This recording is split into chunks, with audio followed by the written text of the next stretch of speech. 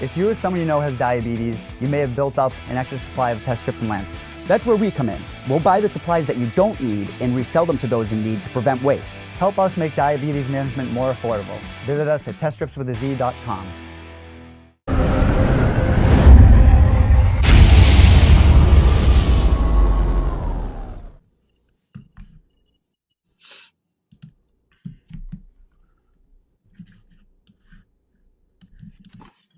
All right, joining me right now is the newest member of the UFC's light heavyweight division after he defeated Fabio Chirat with a second-round finish just 6 days ago on Dana White's Contender Series. Welcome officially to the UFC, Aleksa Camur. How are you, Aleksa? How does that all sound?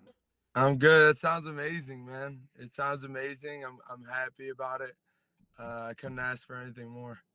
Well, I guess my biggest question coming out of that fight, getting the contract, the post-fight interviews and all that, did you get to enjoy the greatness that is In-N-Out Burger like you had hoped to on Tuesday night?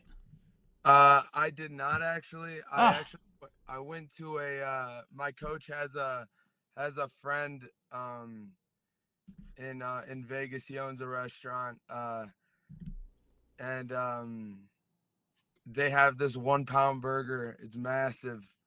So I killed that thing. It was insane. It was 3 times the size of an In-N-Out burger, so I can't complain. So, I mean, just a win would have got you in and out, but getting the contract, having the performance you had, you needed a 1 pound burger in your life. Yeah. I needed something. I needed a burger, any kind of burger. Was that like the best tasting burger of your entire life after everything that happened just hours before that? It honestly was. I probably shouldn't have finished the whole thing, but I finished the whole thing. I didn't feel good after, but it was when I was eating it, it was amazing. So let's talk about the fight because it was an interesting first round. You were able to basically be the more technical striker, in my opinion. You were showing off your hand speed. You know, Fabio was just kind of happy circling around, looking to land the big shot, and you were able to kind of hold off those big shots throughout that first round. Were you surprised by anything he did to start that fight, or did it go pretty much the way you expected it to? I definitely was planning on being the enforcer of the fight. I wanted to have him with his back against the cage. I wanted to be off on an angle the whole time. He's a really strong guy. His punches definitely were something I had to be at a distance from, and I had to watch out for him. But I stayed on the angle. Everything that I wanted to do, I got done in the first round. So I was really happy with it, you know. How hurt were you in that second round? Because Fabio came out a lot more aggressively. He seemed to clip you with the big shot, but you were able to set up the finish of that fight just moments later. Was kind of instinct rearing its head, or were you playing a little bit of possum there? How hurt were you after that shot? It landed the left hand. I believe it was the left hand that landed. It wasn't like a threat. It hit me and it woke me up. But I was still, coherent. I was still good. I could walk around. I was good to go. It didn't hurt me as much as everybody actually thought it did. But I did see him open up with the left hand. So he threw more of an overhand left. And I kind of expected him to throw big shots like that. And because he opened up and dipped his face in, I knew that flying knee would be there somewhere in the fight. But I threw it out on a whim because I did see him dip into it the first time, and then he threw the same punch the second time, and it landed right on his chin. So, was that flying knee something you guys worked on in preparation for the fight? I use it a lot. When people come forward on me, I tried it earlier in the fight when he was going backwards and I was just out of range. It works real well when somebody's stepping in, and it was a good one in my opinion because it was untelegraphed. I threw it without any hints that I was throwing it. So I was really happy about it, and I was, I aimed for the upper chest, head area, but he dipped his head in, so it landed perfect. Did you watch the fight before the Cruz fight and saw how that fight ended with the flying knee? I did. I saw it, and I know I believe Cruz was switching from southpaw to orthodox the whole time, and I definitely think maybe subconsciously like that flying knee, kind of like got into my head. I talked to him when we were all sitting in the chairs afterward, and he's a cool guy, man. He's funny. He was just like, I heard you copied my finish, and I'm like, it was beautiful, dude. I had to, it was definitely an attractive flying knee, so like I had it definitely put a thought in my head when I was fighting. Yeah, yours is really sneaky, and you drilled Fabio with it. Were you surprised that he was able to kind of get into that scramble with you on the ground? Because you certainly didn't let him breathe once you got to the ground. You were doing everything in your power to finish the fight, and you obviously did. But were you surprised he was able to hang on as long as he did after you landed that knee? Because that landed pretty darn flush. I was. He's a tough guy. I was surprised in the moment. I'm not surprised, after I really think about it. He's a tough dude. He really wanted it.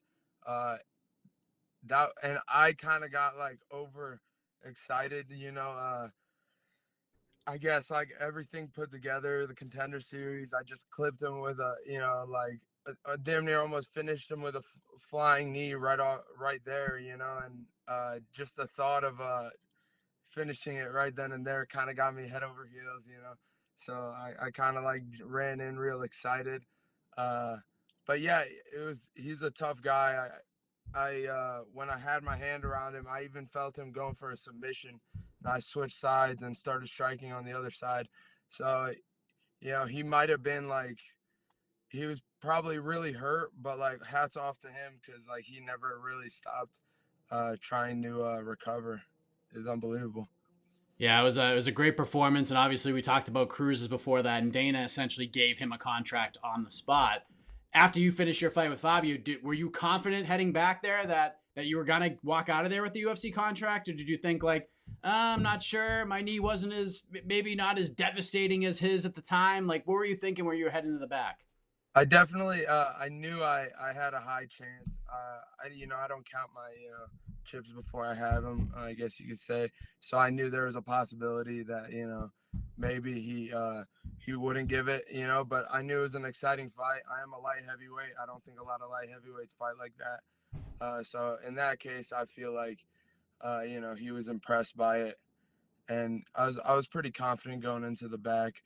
After my fight, I was like, I was just super excited. So I was yelling at Dana, and I saw him on the phone, right? And I was like, I'm like, damn, I guess he didn't really think it was exciting as I thought, But I guess he was on the phone with Stipe, so you know. What's up, buddy? My 6-year-old decided to congratulate you on your big win. Say hi, Alexa. Hi, Alexa. Hey, what's going on? Oh, so you really are joining me for this one. All right. So after all that, when Dana finally said the words, he's in the UFC, what's going through your mind? Like, how are you feeling about it? Was it everything you kind of expected that moment to be? Yeah, it's surreal, honestly. I always I kind of imagined what it would be like before. I was like, what would I say? How would I react? Nothing that I thought, nothing that I planned to say or do happened. It was all like kind of out on a whim because of how excited I was and how serious the whole thing was. So I was really excited. It was amazing. Now that it's all said and done, you took that first step. You're in the UFC. What's next for you? Like, when would you like to debut? Any card in particular that's kind of on the schedule stand out to you? I honestly, it doesn't really matter to me. Whenever they, come up to me and let me know that, they got a fight for me, within, under the right conditions. I do want a few, I don't know, I want some recovery time. I do have some lingering injuries, so I want to get that taken care of, and after that, I'm open to anything. Would October be a decent time frame for you, or are you thinking a little bit further back than that? I mean, I wouldn't be opposed to it. If they came up to me tomorrow with an opportunity, and my coaches and management thought it was a good idea, I'd be 100% down. I like the idea, and allow me to play virtual matchmaker for a second. I like the idea of the Boston card, if we're being honest, because One, Stipe has some history in that building with the win over Francis Ngannou, your teammate. You just beat a Massachusetts guy in Fabio Cherant. And I'm sure Mike Rodriguez, another New England guy who's looking to bounce back, would love to be on that card. So it's a good chance for you to debut, good chance for you to play spoiler, and do it in a major fighting city. What are your thoughts on that idea? I'm open to anything. If my coaches and management thought it was a good idea, I'm open to anything. I never really plan. I kind of don't plan a week ahead of time, let alone months ahead of time. I kind of each day I'm hey, I'm gonna do this. All right, so I'm just gonna wait on the call, see what everybody thinks, and let it play out from there. When we last spoke, you said that getting that contract, getting into the UFC would mean a lot to you because it will help you have a platform to represent Serbians everywhere. And I could tell you that you saying that got an incredible response from the Serbian fan base, especially on YouTube. They were commenting like crazy. So now that you have that platform, how do you intend on using it to represent the Serbian people? I got a lot of good feedback on my Instagram. I got more than I expected. I knew they would be excited about another Serbian being in the UFC. My direct messages were full of people from Serbia, different cities, just congratulating me, and it was completely overwhelming. I plan on going in. I'm carrying the Serbian flag on my back, all my fights, I wanted to carry it out on the Contender series, but they don't let you do that for it. So I'm gonna carry the Serbian flag out for all my fights, and I'm just gonna try to make everyone proud. Aleksa Camur joining us, the newest member of the UFC's light heavyweight roster after his big win on Dana White's Contender Series last week in the main event. Before we let you go, Aleksa, remind the folks where to find and follow you on the web, social media, anything else you want to get off your chest. The floor is yours, man. You can follow me on Instagram at my first and last name with an underscore in between. And shout out to my, my family down here at Strong Style and all the Serbians out there, man. I appreciate all your guys' support. Shout out to my coaches and my teammates. I love you guys, and thank you. Thank you, Aleksa. Congratulations on the big win. Look forward to seeing you in the octagon making your UFC debut sooner rather than later. Thank you. I appreciate it, man.